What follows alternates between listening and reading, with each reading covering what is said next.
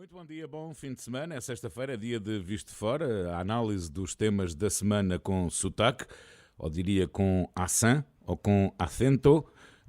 Um Visto de Fora com Begonha Inigas e Olivier Bonamici, numa conversa moderada pelo Miguel Coelho. Meus queridos amigos, bonjour, buenos dias. Bom dia, digo eu, Paulino. Buenos dias, bom dia, bons dias. Bom dia a todos. Bonjour, Olivier. Olá, bonjour. Bem-vindos a mais uma edição do Visto de Fora, com Olivier Bonamici e Begonha Inigas apostos para o comentário dos temas da semana. Mas antes de avançarmos, Begonha, Portugal e Espanha vão hoje apresentar a candidatura conjunta ao Mundial de Futebol de 2030. Em Espanha fala-se disto ou não? Com certeza, foi uma das... Se calhar mais do que cá. Não, fala-se igual, mais ou menos, porque é verdade que estamos todos un bocadinho expectantes, mas non estamos de todo certos que isto vai avanzar, porque lembrámonos perfeitamente os xornalistas que acompañamos a presentación da candidatura precisamente para este Mundial de 2021 a uns anos en Lisboa, con os anteriores presidentes das federações ibéricas, non é? Cando se apresentaba esa candidatura para o Mundial de 2021 que finalmente gañou o Qatar. Bem me lembro. O 2022, exactamente. Mas agora eu penso que há bastantes hipóteses de avanzar. Primeiro, hoxe vai estar en Madrid, vai estar o Marcelo Rebelo de Sousa, o rei de España, os primeiros ministros ibéricos, os presidentes das federações ibéricas de futebol, e além de todo iso, acho que o momento, o timing é moito bon, porque mesmo antes do encontro amistoso, non é? Sim, Espanha-Portugal. Espanha-Portugal, e pronto, vamos pensar, vamos torcer e vamos pensar que sí, que isto é para avançar. Uma candidatura com potencial, Olivier? Sim, potencial tem, não é? Agora, por um visto, não vou-me esquecer o coração, porque é evidente que eu ficaria mais contente se fosse uma candidatura, uma vitória Portugal e Espanha, mas eu acho que é uma candidatura que é muito mais forte e que eu acho que teria toda a lógica e que seria muito melhor para mim, do ponto de vista jornalístico. Quando eu digo isto, é a análise jornalística, que seria o Reino Unido e a Irlanda, porque eu acho que a Inglaterra deu muita história do futebol, aliás, é o país que inventou o futebol e não organiza nada desde o Mundial, portanto, 66. É verdade, organizou o Europeu em 96, mas para mim, se a Inglaterra decidir avançar com a Irlanda e tudo isso, tem absolutamente, na minha opinião, que ganhar. Agora, o coração já é outra Mas história. vamos pensar que também dentro agora da UEFA e da FIFA realmente há pessoas de peso de Espanha, de Portugal e que depois do que aconteceu precisamente com a candidatura anterior de 2022, acho que desta vez é a vez de Espanha e de Portugal. Vamos ver, creio que a decisão será só em 2024, portanto até lá há muito caminho a fazer. Mas por agora também aqui no Visto de Fora vamos em frente, porque é a altura de falar de Europa, e recordo que este programa é uma parceria da Renascença com a Euranet, a rede europeia de rádios. Euranet, que está connosco então no Visto de Fora, sendo que esta semana tivemos uma revelação que causou grande mal-estar na União Europeia. Olivier, soube-se que a Dinamarca terá colaborado com os Estados Unidos na espionagem a líderes europeus, incluindo Angela Merkel. Será que temos o inimigo dentro de casa? Não, claro que não. A Dinamarca não é um país inimigo, mas sabemos muito bem como é que funciona esta Agência Nacional de Segurança nos Estados Unidos, não é? Para os Estados Unidos, a Europa é bar aberto. É o bar aberto. Sim. Você pode ver tudo e mais alguma coisa, não é? Aliás, é uma piada bem conhecida do NSA, que é: boa tarde, estou a falar com o NSA. Sim, peço desculpa, mas eu perdi a password da minha caixa de correio.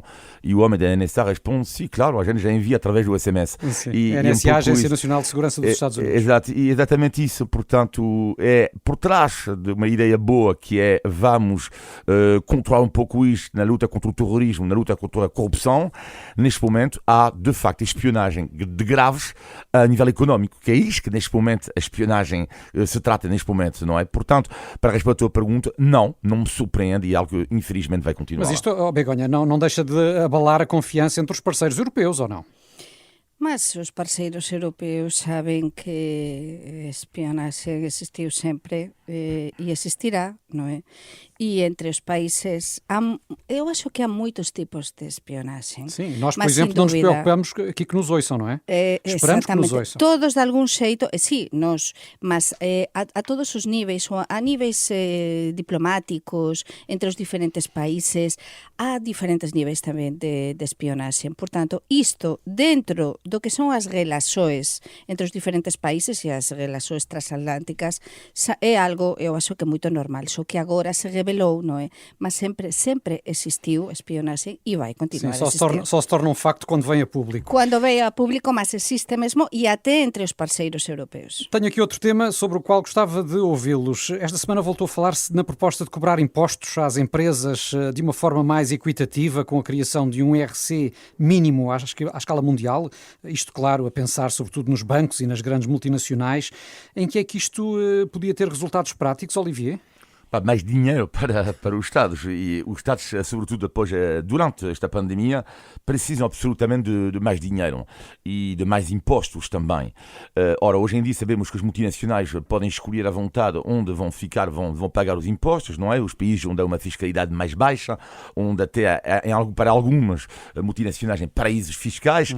Resta saber, eu acho uma excelente medida, e ouvindo os economistas, alguns economistas consideram também que é um bom passo para a frente. Não resolve tudo, como é óbvio, só que a questão, claro, que há países como a Hungria, países como a Irlanda, já sabemos que a Irlanda, a taxa de IRC baixa, é um dos pontos-chave da economia irlandesa. Como é que a Irlanda pode aceitar uma coisa assim? Como é que a Hungria, também do IRC muito baixo, pode aceitar algo assim? Não sei, mas algo tem absolutamente que ser feito, porque não é normal que hajam países que sejam impostos, ou mesmo fazem dinheiro num país, não pagam nada neste país onde estão. Isto não pode Mas continuar. Não é um pouco utópico, Begonha, querer acabar com os paraísos fiscais? Como tantas coisas dentro da Unión Europea, todo há coisas que parecen un tópico, non é? Como, por exemplo, que se falou na Cimeira Social do Porto, dese salario mínimo. Unha serie de coisas, ou tentar tirar a pobreza, todo ese tipo de coisas. Mas ten de existir este tópico. Eu acho que é unha excelente noticia, pelo menos que se fale disto, que se tente facer algo, porque os países con o IRC máis alto, aliás, os países do sul de Europa, penso que para nós é moito bom. É moito bom porque, e sobre todo tamén para as empresas, para que se mexa máis e comece a se notar melloría económica nos nosos países do sul de Europa, é moito, moito bom. Entón, pronto, como todo na Europa, dentro da Unión Europea, terase de ceder. Os que teñen o IRC máis baixo, como é o caso, por exemplo, da Irlanda, pois van sufrir, non van gostar tanto. Os que o temos máis alto vamos gostar e se chegará a um equilíbrio. Veremos se será possível pôr em marcha este possível fator também de combate às desigualdades entre os países. Com certeza. Esta semana foi publicado o Eurobarómetro, divulgado regularmente pelo Parlamento Europeu, e os portugueses aparecem como o povo que tem uma imagem mais positiva da União Europeia.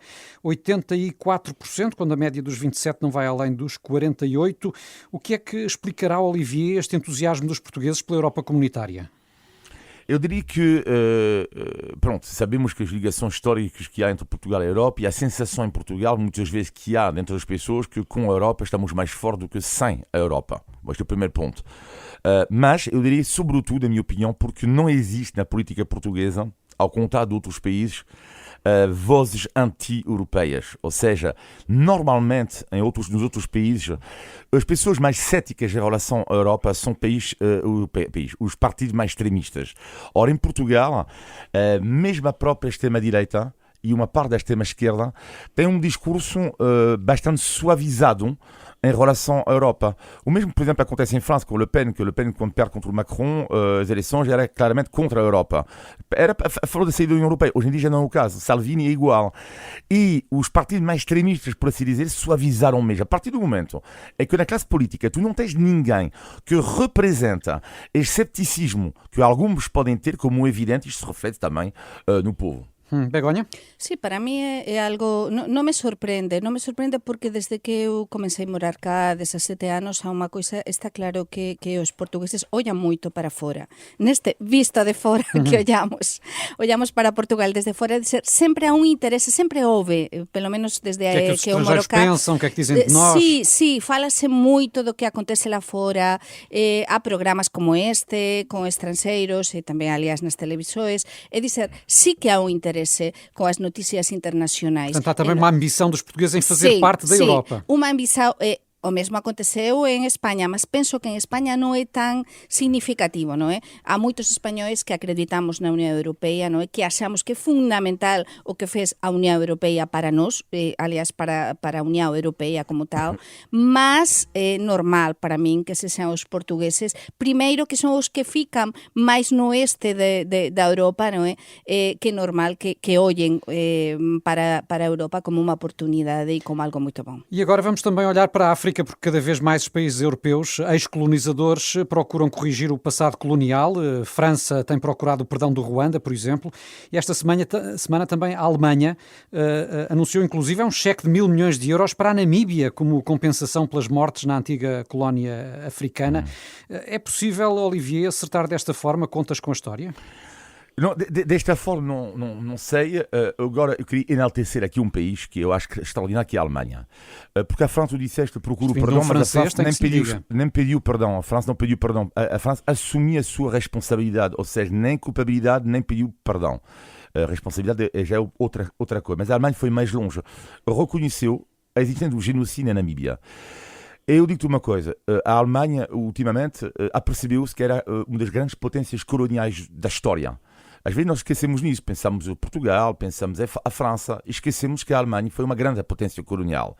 E além disso, uma reflexão da Alemanha, que já tem que viver com o passado do Hitler, não é? Mas que tem uma reflexão.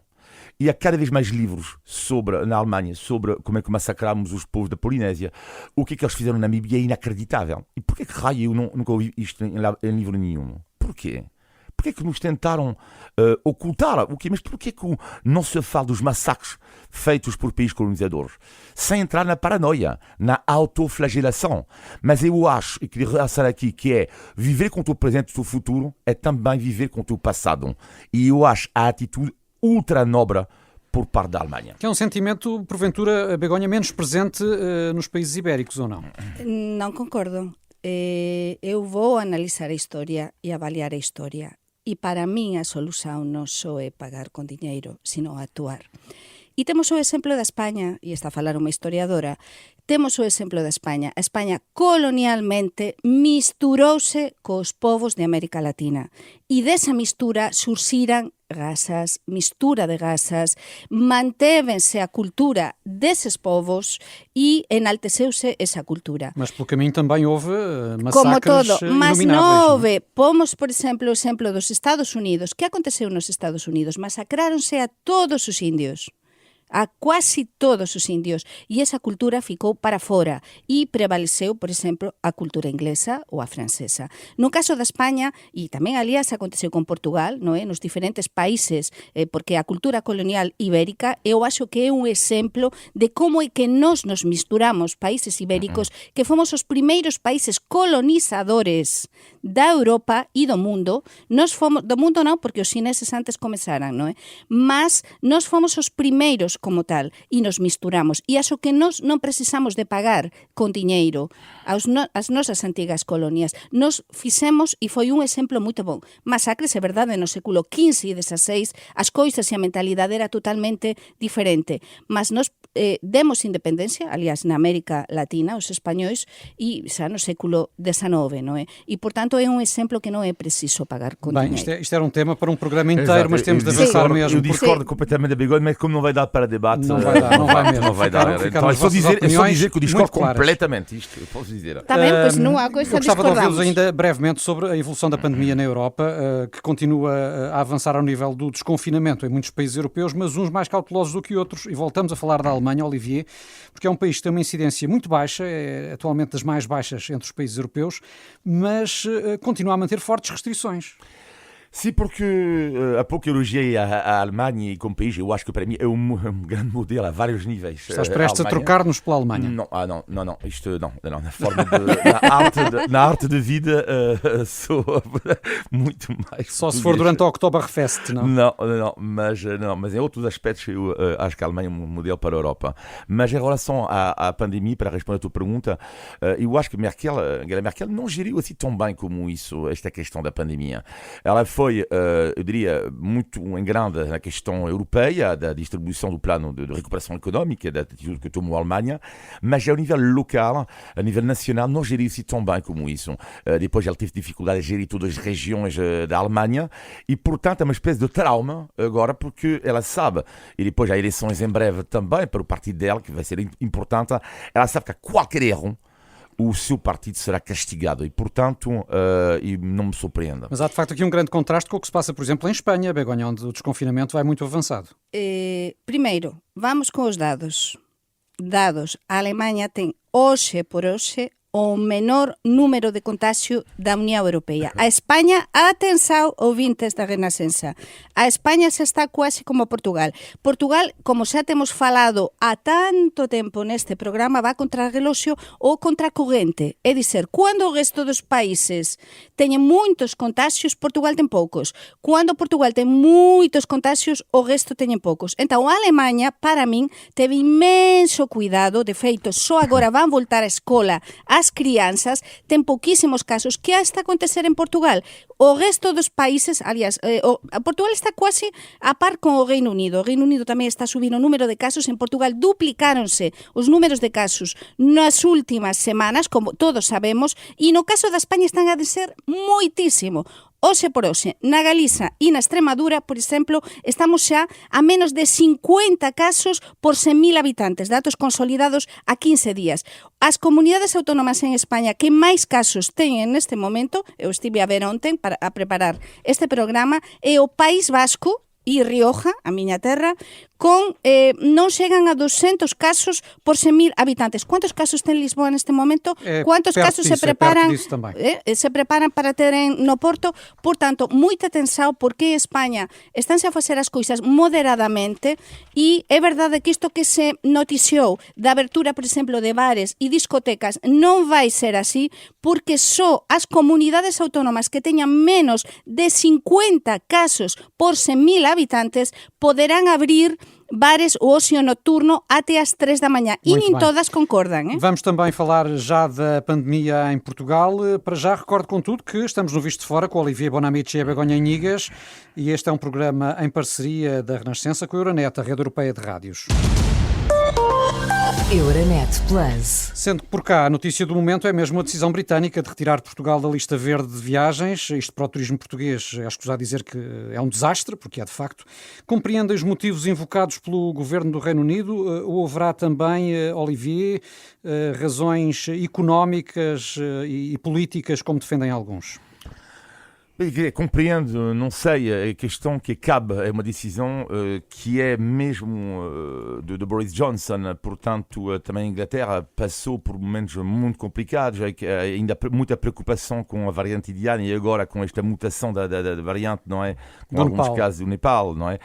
Em Portugal, bom, para ter uma decisão que eu acho de prevenção,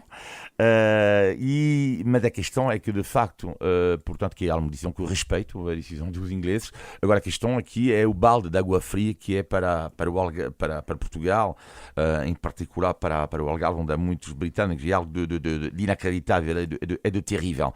O que me custa mais é saber até que ponto, e vamos falar disto daqui a pouco, mas tudo o que aconteceu recentemente em Lisboa, no Porto, não é? Todas as consequências que isto tem, porque afinal... Pode ter contribuído para sim, agora esta decisão acontecer. Porque afinal o que me dói é que há pessoas que vão, se calhar, não sei, vão perder trabalho, mas vão sofrer com o trabalho na vida, do dia a dia, por causa de situações que poderiam ter sido evitadas. Já vamos falar mais disso. Begonha, como é que vês a decisão britânica? Todos sabemos como são os britânicos, não é? Eu acho que aqui pecou-se um bocadinho de ingenuidade. Com os britânicos non se brinca. Os britânicos sempre foran o seu. Igual que estábamos a falar antes da Europa, non é? Da importancia da Unión Europea para nós, para españois, portugueses, italianos, para moitos países da Europa. Isto foi fundamental. Os britânicos sempre foran por libre, de feito agora están de fora. E os britânicos van mesmo ao seu. Entón, alguén podía pensar que os britânicos non ian a tirar a Portugal desta lista? Olivier e eu temos falado nas últimas 2 semanas neste programa, desde que se festexou, como se festexou a vitória do Sporting, e se a semana pasada con as consecuencias do final da Champions no Porto, de que precisamente se ia disparar o número de contagios, a imaxe do país. As imaxes, precisamente, de fin de semana pasado, non deste, sino do anterior, de sábado e domingo, depois do xogo da Champions e horas antes da final no Porto, deran a volta ao mundo. Ese descontrolo por parte das autoridades. Todo iso ten unhas repercusións para o turismo incríveis. E, aliás, atenção, porque non é só para o turismo británico, porque a imaxe que se pasa de Portugal, isto vai moito rapidamente, isto é como un incendio, vai moito rapidamente. Então, en pandemia non há alumnos bons e alumnos maus. Un alumno bon nun día é bon e unha semana depois é mau. E o que era mau hoxe ou ontem é bon hoxe. Por iso, moito cuidado e tense de actuar politicamente tamén com muita rapidez. Portugal foi ingênuo, Olivier, nomeadamente ao organizar a final da Liga dos Campeões e a receber cá os ingleses, ou não? Sim, completamente. Eu acho que houve ali uma série de erros da Presidente da Câmara de Lisboa, o erro do Presidente da Câmara do Porto. Com certeza. E, claro, antes de tudo, para mim, o erro do governo português já começa a ser muito para o Ministro da Administração Interna. Eu acho que já começa a ser mesmo muito. Porque, de facto, o que é que me custa ali? Sinceramente, a cidade do Porto, por exemplo, que acolheu recentemente a final da Champions, não precisa de uma final da Champions para ser reconhecido como uma das cidades mais bonitas da Europa. Quer dizer, a cidade do Porto está cada vez mais na moda. Não é porque tu organizas uma final da Champions que tu vais ter o teu nome, vai ser de repente, vais aumentar o fluxo. Não. Não. Muito menos com aquelas imagens dos ingleses embebedarem-se à beira do Douro, não é? Não embeleza propriamente. Exatamente. E além disso, há de reparar, e só para terminar, que os 2 casos mais polémicos ultimamente de ajuntamentos têm a ver com o futebol, que diz muito sobre a nossa sociedade. Sim, mas agora temos também aí a controvérsia sobre os Santos Populares, porque no Porto parece que vai haver locais específicos para festejar o São João. Em Lisboa não haverá arraiais, mas não se sabe até que ponto é que haverá, apesar de tudo, algum tipo de festejos. O que é que vos parece que seria mais sensato, Begonha? Para mí, o máis sensato, penso que para cualquier persoa, non é preciso ser médico ni cientista, é cancelar Santos Populares. Aínda non terminou a vacinación. Os 50% dos portugueses levaran ao menos, ou pelo menos, unha dose. Aínda o 20% dos portugueses, non chega mesmo, mas quase 20% dos portugueses foran vacinados totalmente. Estamos no bon camiño, mas este camiño agora está cheio de pedras. Por qué? Por todas estas decisões erradas. Então, atenção, porque dissemos neste programa há 1 ou 2 semanas que poderia acontecer o mesmo que o ano passado. No ano passado, por estas datas, aconteceu isto tal das freguesias de Lisboa, que deu a volta ao mundo. E também com o Reino Unido a colocar-nos fora da lista verde de viagens. Exatamente. E neste verão, non sexamos sinceros, o Reino Unido xa puxa a cruz a Portugal. Portanto, pode acontecer que depois abra, mas Portugal non pode estar pendente dos británicos. Venham os espanhóis. Os espanhóis, e os franceses, o resto dos europeus. Mas tamén con os espanhóis non se brinca. E se os espanhóis ven que realmente Portugal, porque a mí xa me comeza a preguntar as persoas, e de aquí a nada van continuar a preguntar como fixera no ano pasado, podes ir a Portugal, porque están a subir os casos e tal. E dizer, estamos todos, cando preparamos unha viaxe, que é o primeiro que facemos cualquier persoa hoxe, en tempos de pandemia, é saber ver os casos, como está a situación. Portanto, agora Portugal debe ter imenso cuidado, e con isto dos Santos Populares, pois non temos Santos Populares, facemos unha sardiñada con poucos amigos, unha coisa controlada, e xa teremos festas. E vais conseguir aguentar, Olivier?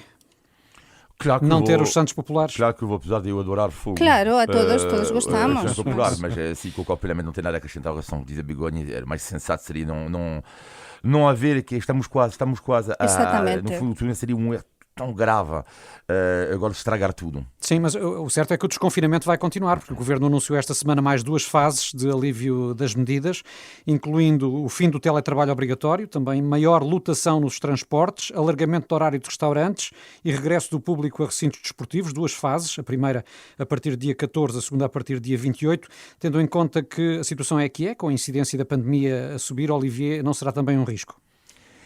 Eu diria que sim, é um pouco preocupante este aumento agora de casos em Portugal. É claro que é preocupante. Agora, em paralelo, eu acho que quando há uma excelente organização, podemos abrir um pouco a economia sem cair num risco enorme. O exemplo do público nos recintos esportivos.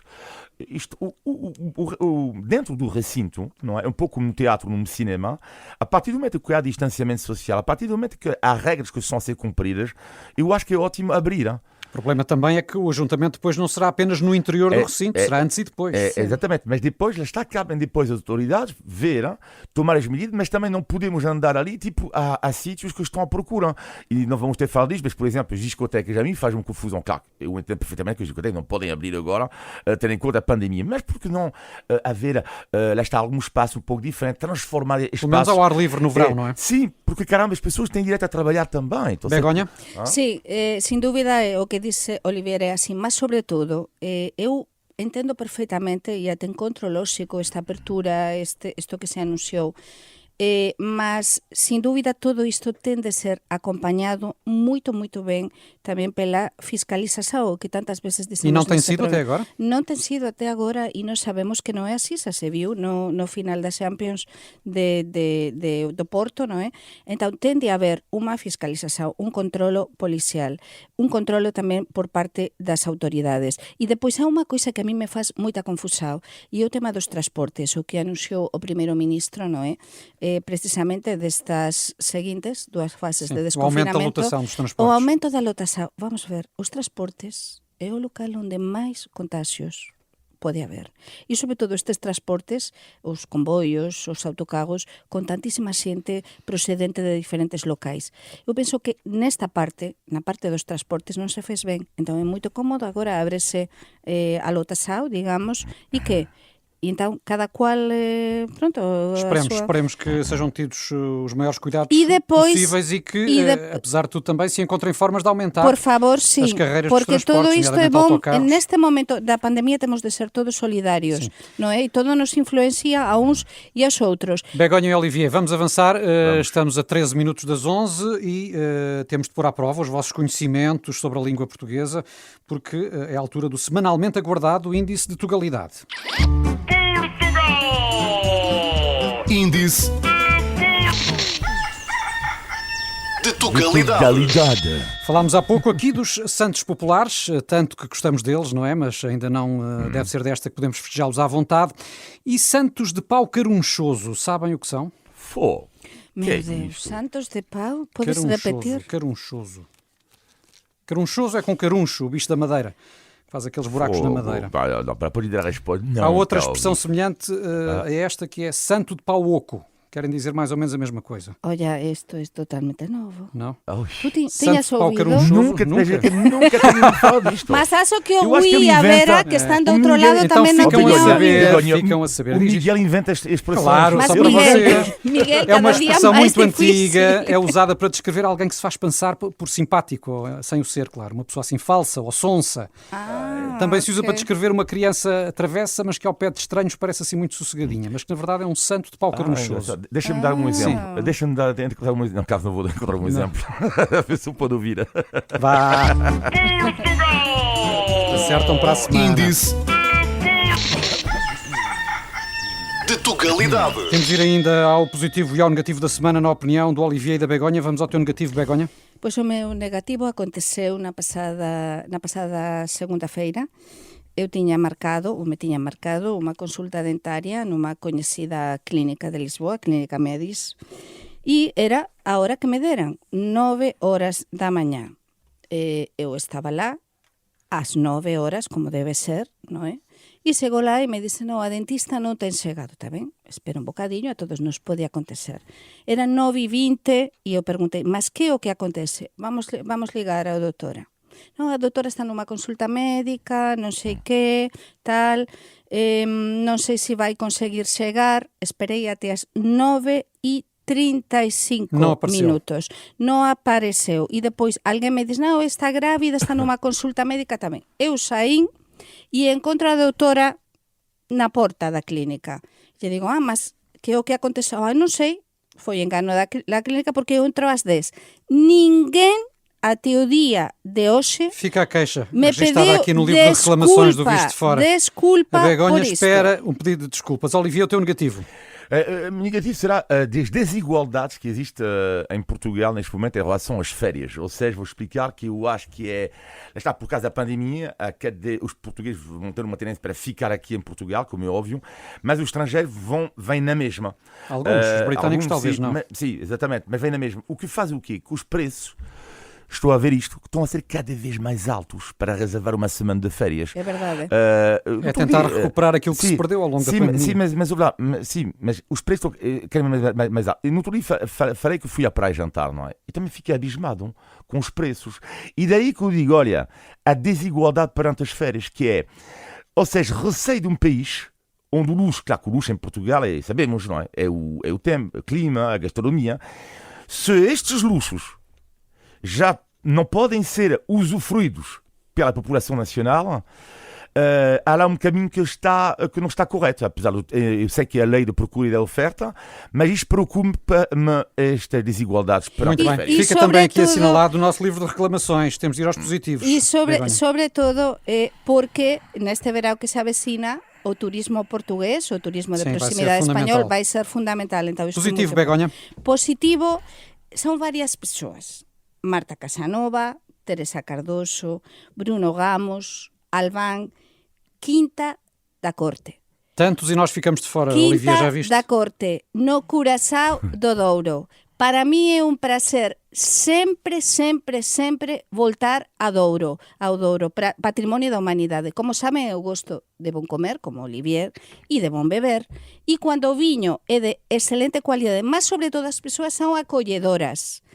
Estar no Douro é voltar a viver, é voltar á vida, é voltar á esencia das pequenas coisas e, sobretudo, ver como as cereixas que acaban de ser apañadas, os morangos, o bon viño, o bon pau, o bon queixo, o bon bacalhau. Que máis queremos na vida do que as pequenas coisas? Portanto, a cereja no topo do Douro. Vamos ao teu positivo, Olivier. Por isso é o tempo de voltar á esencia, de voltar ao interior de Portugal e, por que não, voltar ao Douro. Sim, positivo será para mim, neste momento, a capacidade nas nossas sociedades, sobretudo ocidentais, de viajar ultra rapidamente para descobrir outros mundos. Esta semana tive familiares meus que estiveram na cidade do Porto, eles nem me foram visitar, mas é normal, não vivem no Porto, mas não tiveram tempo, mas achei extraordinário e pensei, espera aí, eles vivem na cidade onde cresci, em Nantes, na Bretanha, 1h30 de viagem, 50 €, foram ver o Porto. Saíram sexta-feira à noite, regressaram em casa dele no domingo à noite e descobriram uma bela cidade, descobriram uma outra cultura, 50 €, e de volta, e tu vais quebrar a tua rotina do dia a dia para visitar uma cidade. Eu acho que às vezes as nossas cidades têm coisas boas. Mas concordamos nisto, Olivier? Temos a pandemia aí atravessada a proximidade, ainda. Não é? Meus amigos, temos de nos despedir porque estamos no final do nosso tempo e de mais um Visto de Fora. Voltamos na próxima sexta-feira com a Olivier Bonamici e a Begonha Inigues. Um abraço, assim que nos segue todas as sextas-feiras. Também, claro, ao Paulino Coelho, que conduz com mestria este programa. Até à próxima, bom fim de semana. Tchau, bye, tchau. A sua rádio está em todo o lado. Descarrega a nossa aplicação. Renascença. A par com o mundo, impar na música.